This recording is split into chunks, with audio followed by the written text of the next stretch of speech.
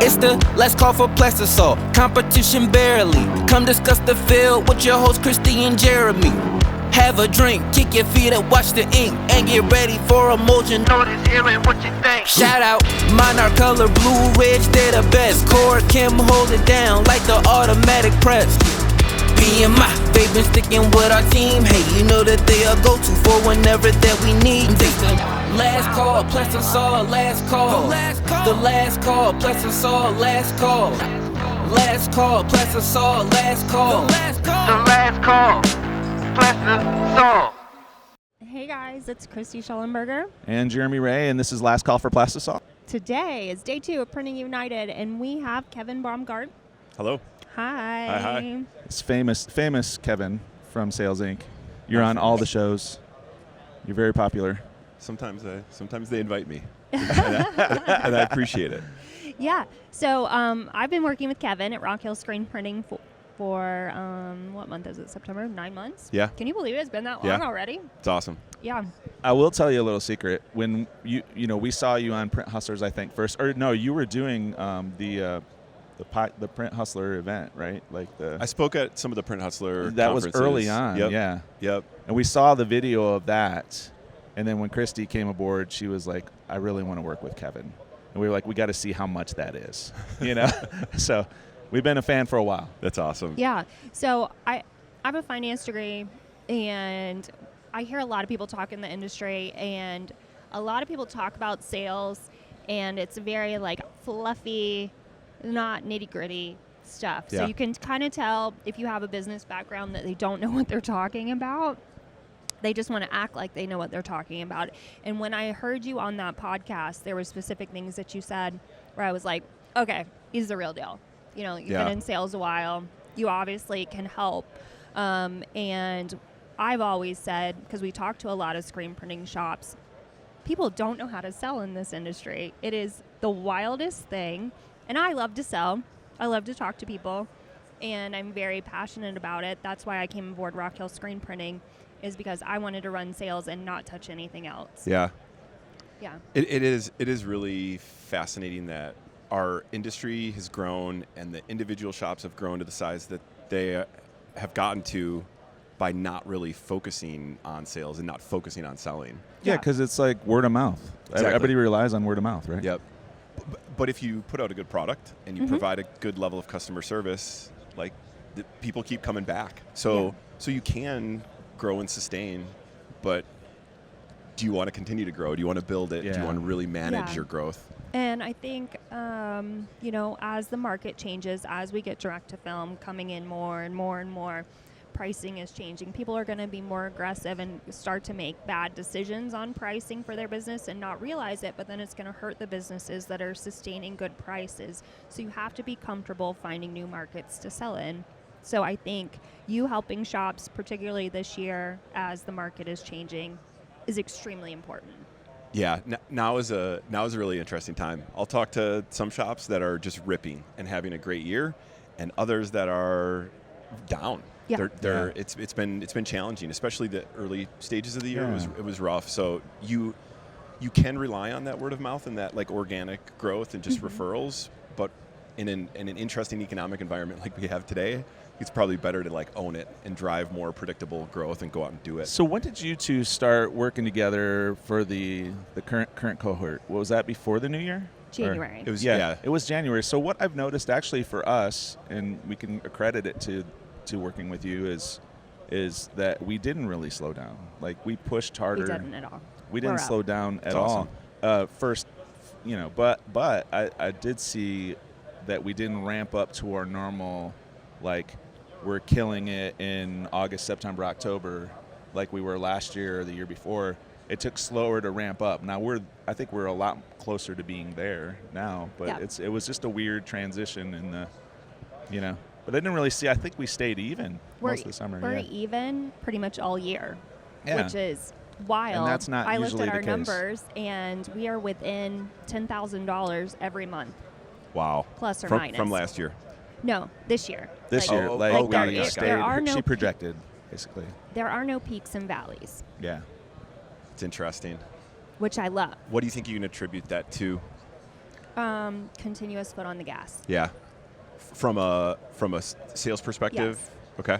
And we're not doing a lot of outbound right now, which I know will make you cringy, but we haven't had the opportunity to do that because we've been growing so much in turnover. Yeah.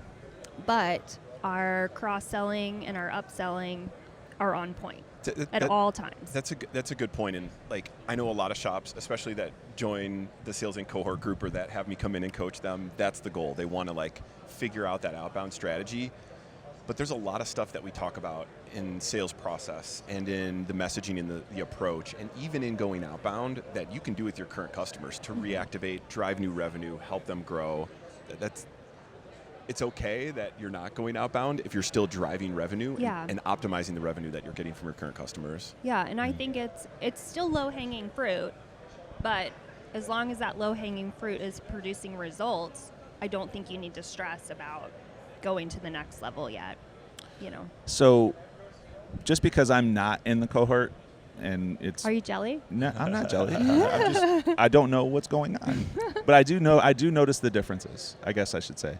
But what is the cohort and what are you doing with Christy and our business and even the other businesses that are in it? Like, what's the goal of that cohort? Yeah, so what we do is it's a group of about 15 shops in non-competitive geographies. So we meet a couple times a month and we talk about all things sales and help them really drive growth strategies and help them sell more. So part of it is me delivering content that I would deliver to typical, one-on-one coaching and consulting clients. And part of it is the shops working together and talking about what's working, what isn't working. Perfect example, last meeting we talked about unique sales strategies and Christy brought up how y'all will have a kegerator in the office. Yeah, we'll get a kegerator. And you'll have some beers and you'll bring clients in and you'll start to build that relationship and really build that rapport and partnership with them by just having them hang out in the shop. Great strategy. Love I think Kevin wants to come visit. I do. I want to hang out and have a beer. So the whole goal of it is to get shops together, both owners and shop salespeople, and get everyone focused on and actually thinking about this side of the business. Right. We don't do that enough. To your point, you have a business degree. There's not a lot of us in the industry that have business degrees that really focus on this as sales, marketing, growth, revenue, as much as production, art, design, fulfillment, all the other things. Yeah, this part isn't the sexy part. Sales is not the sexy part. Yeah. So people don't want to think about it. It's hard. It can be hard. It's discouraging at times, but it is the most important part, in my opinion, of any business. If you're not selling, you're not growing, you're not going to be in business. So Christy, what's your biggest takeaway then from the cohort? Yeah. My favorite part is the cohort and when people ask questions and share, because it's all these shop owners that are at similar levels to what our shop is at, and they're asking questions that really apply to all of us. And we all have different answers, and sometimes we have the answer and sometimes we don't, but it's really good to have the connection with people that are in a similar place to me and are thinking about the same things that I'm thinking about. Because I have a lot of shop owner friends that I can call, but not all of them are thinking about sales all the time. And how many of them are willing to share? That's where I feel like in the situation that you've had in your cohort, how many have you had? This is the third. This is the third.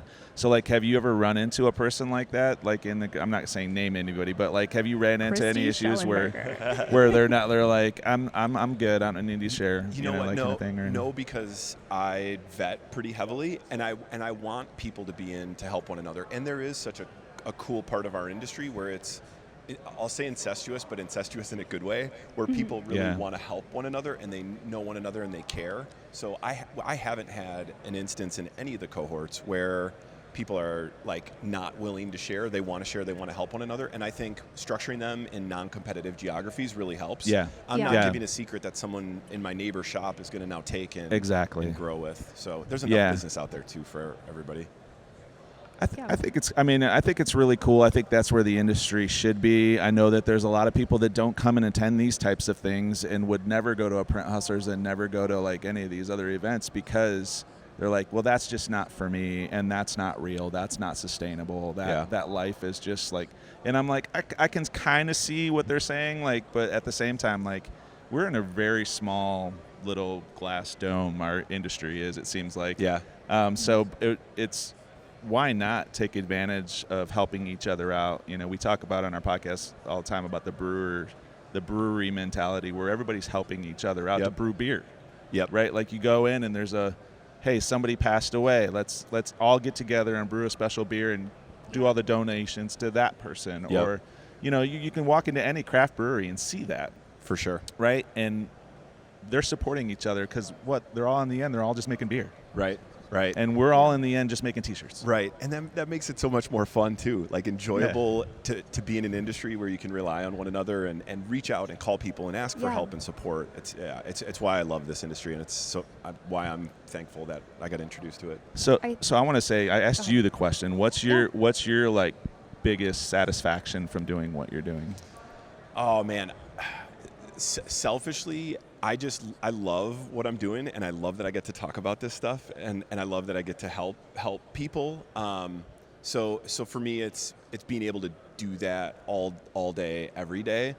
I spent the majority of my career in software and tech sales, and like grinding away at early stage tech startups and building huge sales organizations, and I'm so thankful for that experience, and I loved it.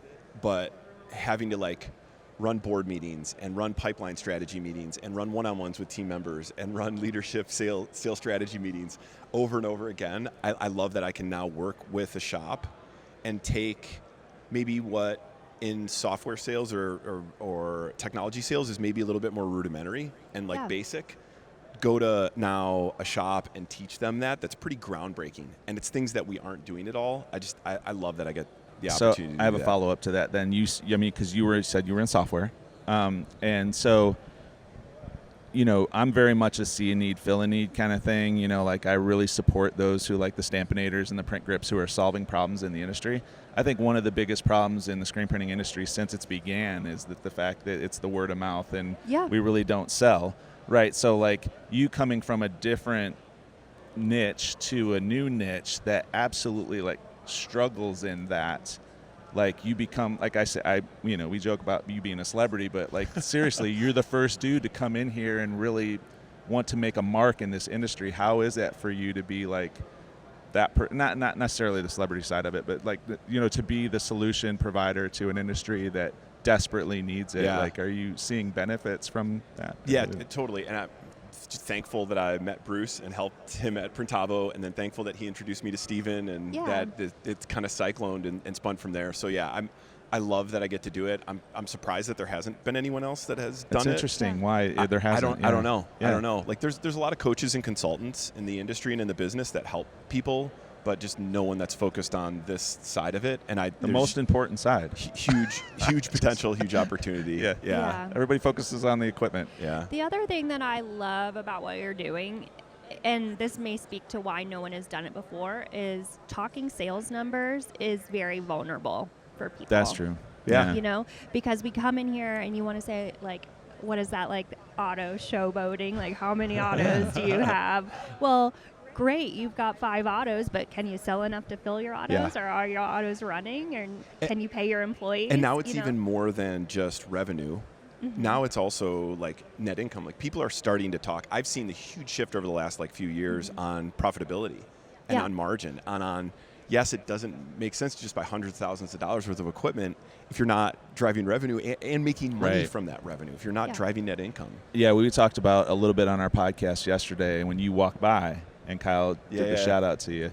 I was like, have you used Kevin? And he's like, I desperately need to, but I'm afraid to, right? Like because of it's going to be too much. Yeah. It's going to be like because of the production capacity and all that. So he's cranked. Yeah, and so I wonder if there's a lot of people like that have like invested so much into production that they can't, feel like, or less they haven't, and and that they can't take on more work or whatever, like vice versa, because they're trying to understand their numbers, So that's where I will speak to working with Kevin.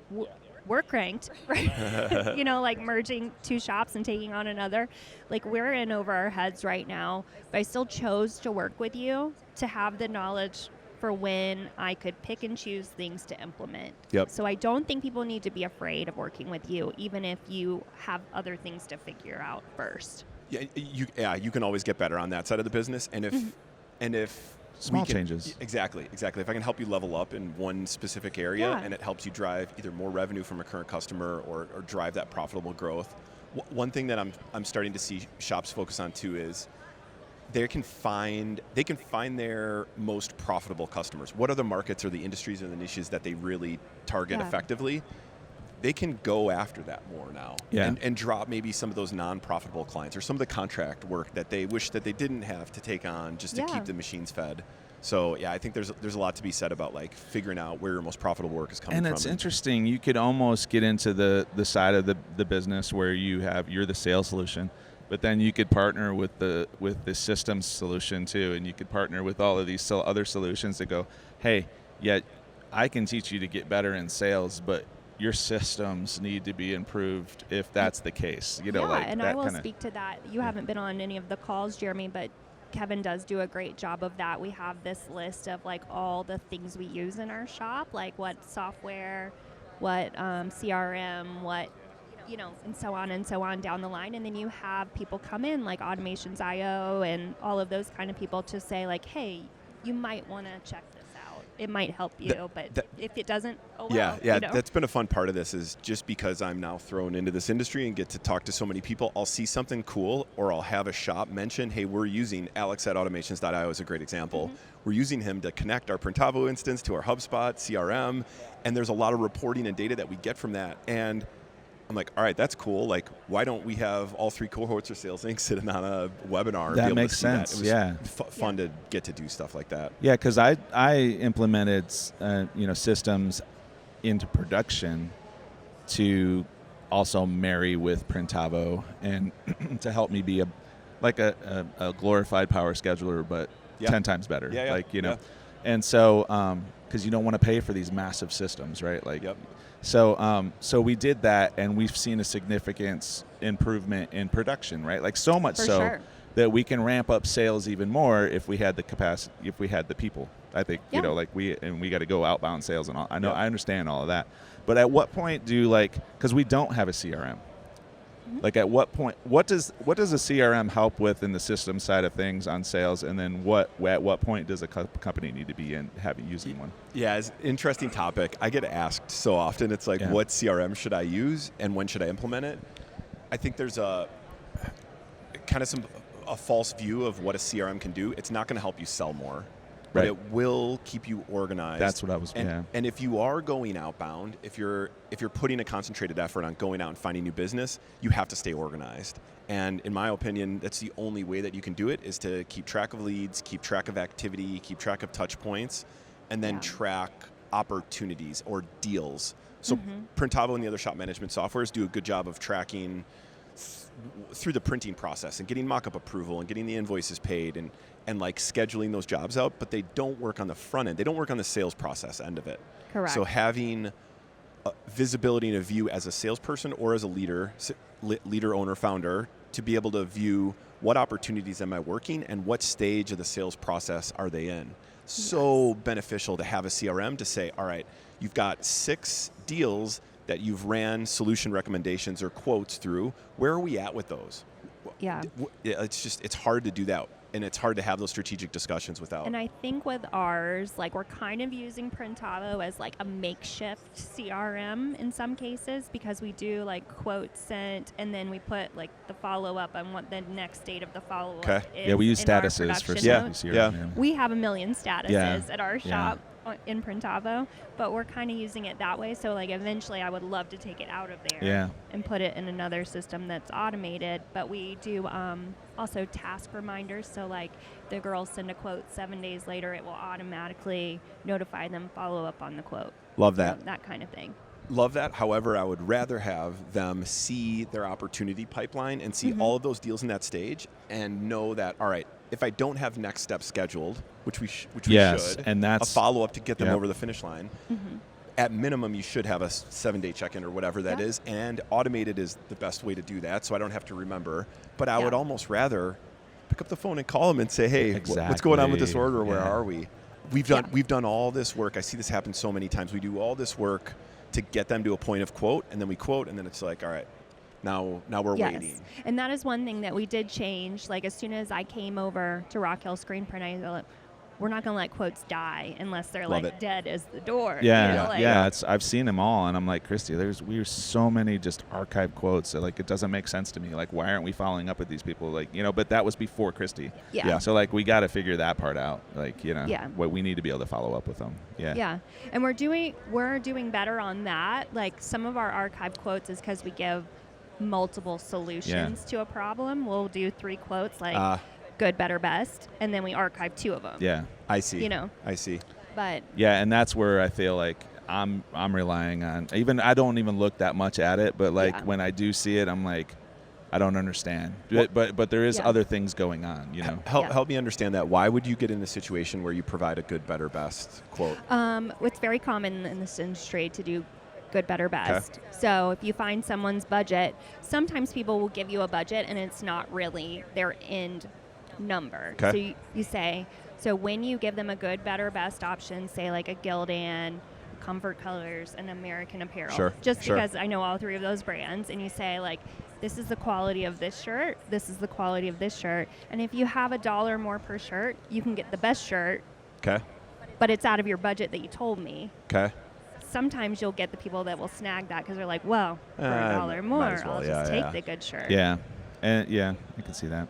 So I get that. One pushback that I might have is, why not in that discovery really dial in? You being the expert, and understand all of those different models. Why not put your recommendation on what fits best within that budget, with how they're going to utilize it or what they really care about in that order?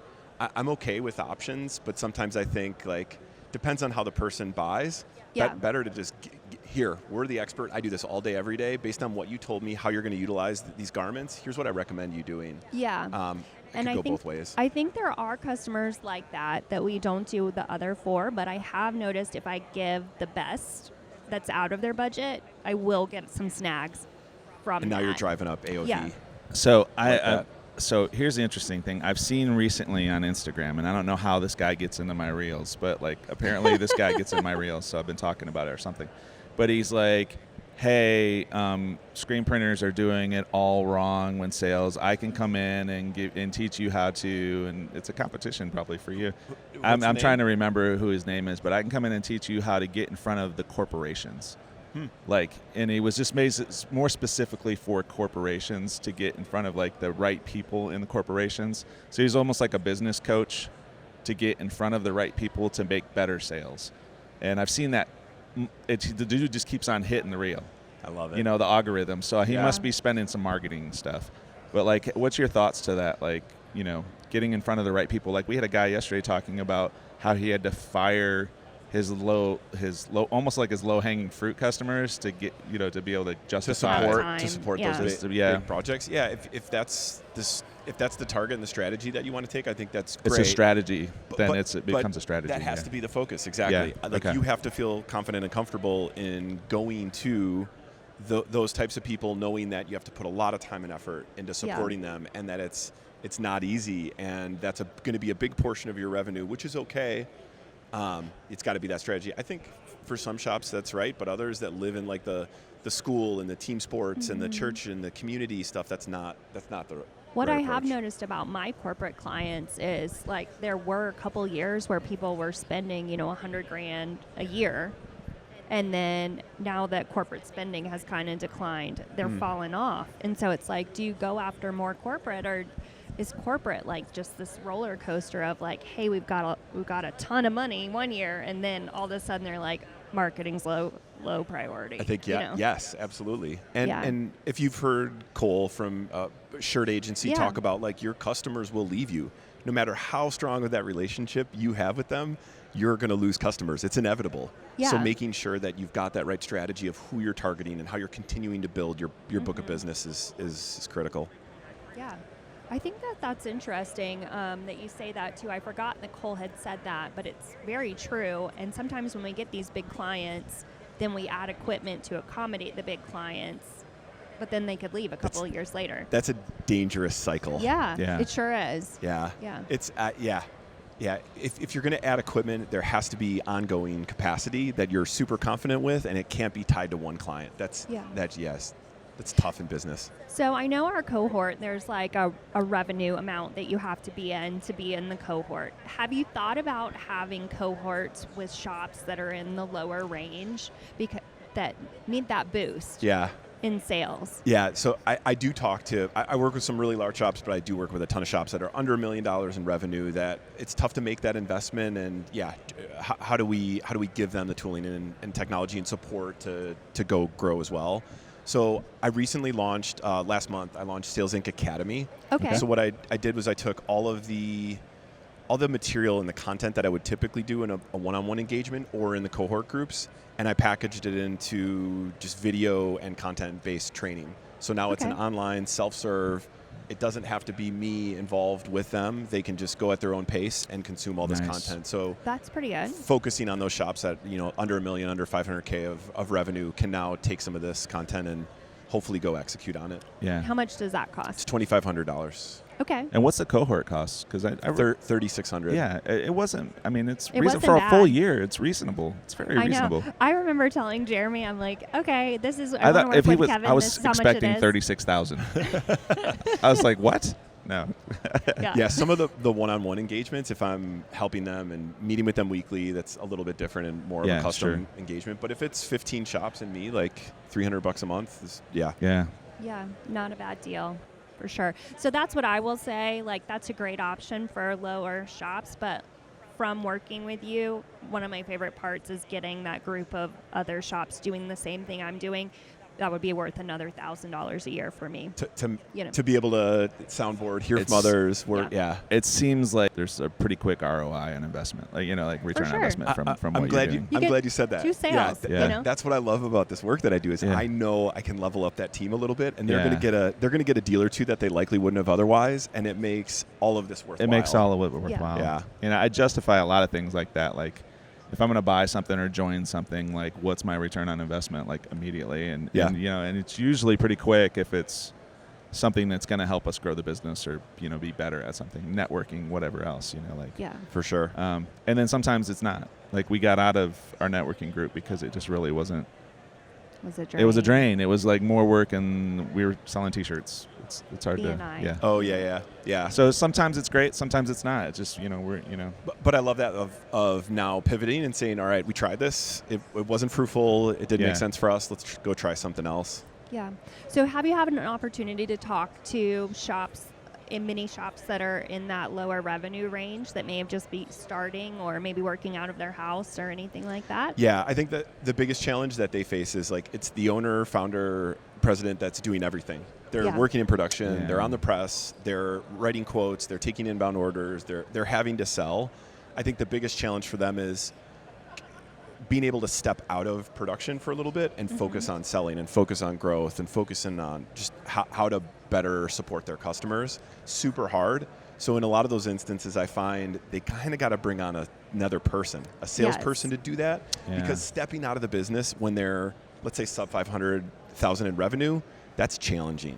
To step out of the day-to-day, much easier, I think, to bring in a salesperson and have that salesperson run and manage sales, support, customer success, et cetera. Now here's the thing.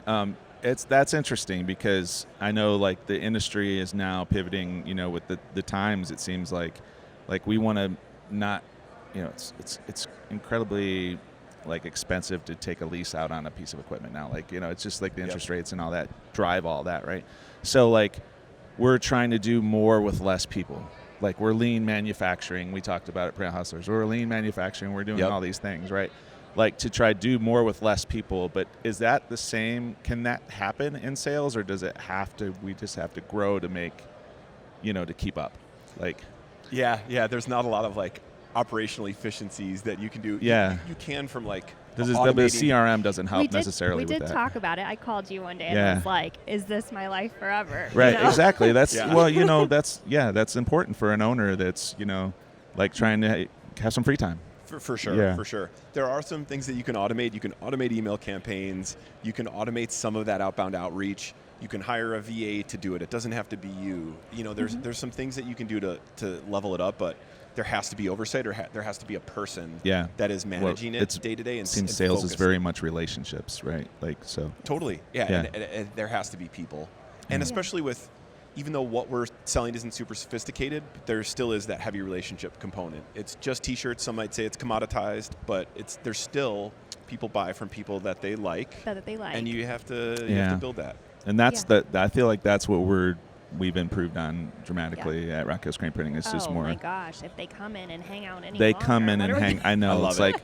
it's like literally at lunchtime. You're like, holy cow! Like who's on the couch? Who's, like, but that's so cool that you guys have built that though. Like, and that is gonna vibrate through the community, and people are going to talk about it. And they do, you're going to see that's great, just a great business strategy, and it's going to be fruitful for sure. Yeah, it's been really funny lately, like during lunchtime, because I guess other people are taking lunch from their job. We'll have 5 people helping people in the showroom at one time, and it's like people are on the couch, people are getting beer, people are just hanging out just to hang out. Like, is that person being helped? He's just working. What? No. Yeah, it's interesting. Yeah. I just came to have a beer. Let me go see if it's working. At like, noon? Yeah. Like the one. Sure, yeah, the one lady's like, I'm here to see the dogs and drink your beer. You know. You got shop dogs? Yeah, we have shop dogs too. That's awesome. Yeah. I love it. So it's a thing. The shop dogs, morale managers. Yeah, we celebrate their employee of the month every month. You know, so as they should be. As they should be. But it's so cool to think about strategies like that. Yeah. Like, B&I is an opportunity, or joining your chamber of commerce, or going to unique trade shows. Like all of those things can help drive revenue and drive business versus just sitting back and waiting for that next order. Like that's a dangerous cycle to get into. Yeah, so, and then when it's not there, what are we doing wrong? Yeah. You know? Or January and February are slow, and it's like, hey, what should we do now? No. What should you have done 8 months ago to now drive that busyness in January and February? Well, we're just going to plan for the slow time, and we're going to train, and we're going to do all that. That's what the mindset was before. I've heard that so many times in the last 9 years. Plan for the slow time. Plan for the slow time. Maybe take a vacation. I'm like, why are you that slow? Like, I don't understand. Yeah, it's the business coach said the same thing. There shouldn't be a slow down. What are you doing? You know, like, So, I think all of that is really interesting. Hi guys. See, distractions. Shows are hard to do shows at. Like these expos are hard to do podcasts from because there's so many. Like, I'm like looking at this billboard over here. I'm like, that girl looks like Celine Dion, but her name's Emily. You know, I'm so glad that you guys so distracted. I'm glad that you guys are doing this again. This is awesome. Yeah, I'm excited to listen to the rest of them. Oh, hi AP. Yeah. So one of the things I wanted to talk about too is I just wrote an article coming out for Graphics Pro magazine. It's not going to come out this month, but maybe in like 2 or 3 months, about hiring your first salesperson. Oh, cool. Yeah. So and making that first salesperson successful. Because when you're a smaller shop and you're talking about maybe under 500,000, you need to make that first hire. Yep. So I have some ideas that I put in the article about like what you should do to make that person successful. What would be some of your ideas? Yeah, I think 3 things I'm always thinking about when I'm bringing on a new salesperson. One being activity. Like there has to be structured activity that's tracked, that's measured, that's focused on what they need to be doing. If it's managing current customers, if it's going outbound and finding new, there has to be tracked activity. The second I would say is organization. There is a lot that goes into that, and sales is numbers driven. There's a lot of touch points and a lot of activities that create outcomes. So organization of the CRM and how they're managing the data and how they're managing their conversations and how they're tracking everything in whatever tooling and technology or shop management software they're using. So activity, organization, and then the third would be oversight. Because a lot of us haven't managed sales teams before or been sales leaders at businesses, this is kind of an unknown spot, but like salespeople need to have that direct oversight. There needs to be a weekly one-on-one. There needs to be a deal review or a deal strategy meeting where you're working with them on the deals that they're working on. You can't just let them run. And let them just go. Like you have to support them and be in the trenches and in the weeds with them and listen to their calls and do call reviews with them and help them train on skill gaps that they might have.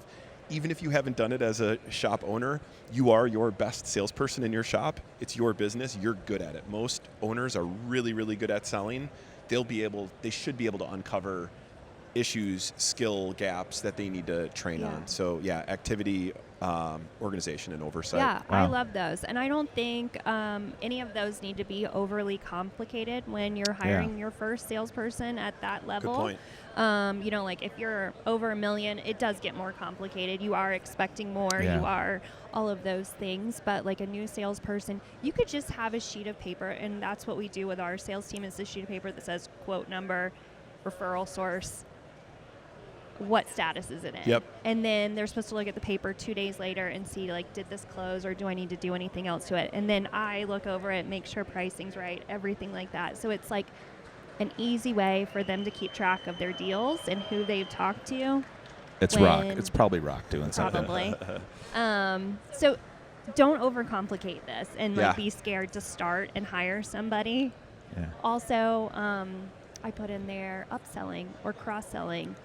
We always talk about when I came over, nobody was selling stickers or banners, and we have sticker and banner printer right there. So like we walk people through the shop and say like, these are all the things that we can offer here, not just like, hey, I came in for some t-shirts. Well, our showroom's greatly improved too for that reason. You know, like you have a lot of samples up there of stuff that we can do for customers. Like it seems like. So I always try to get the girls to mention one more thing to add to the order. Yeah, before you go. One last question. One last thing. Yeah, I love that. I love that. So yeah, when you're hiring a salesperson, it should be that. It should be, hey, here are the things that you can be doing and training them on different strategies to upsell, cross-sell. Yeah, and I think that gives them a tiny win. Yeah. You know, instead of saying, oh, I need to sell 50,000 this month, you know, no, tiny win. And then we reward for tiny wins. So we'll have contests like if you sell stickers this week, you get your name in the drawing, and then you get a $10 gift card for snacks or whatever, you know.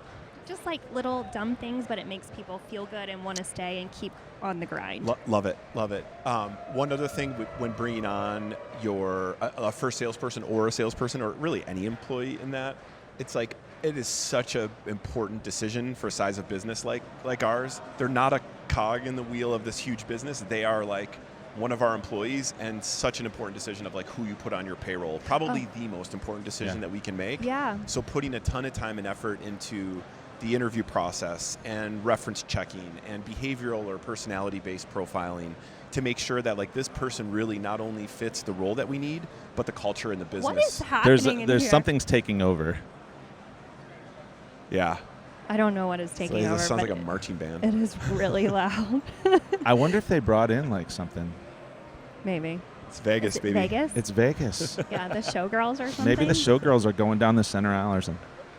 It's very weird. It could happen. Anything happens in Vegas, right? So as far as evaluating behaviors or personality types for a salesperson, I know one of our favorite questions to ask, Jeremy, do you remember what we ask people for sales? Sales interview question. What should I have for dinner? What should we have for dinner? That's right. What's that? Because because if they just say you should have spaghetti, but they don't know anything about you, so I have a vegan guy. I have a vegan guy that like he can't have or gluten free or something. You know, like how do you know? Well, you know.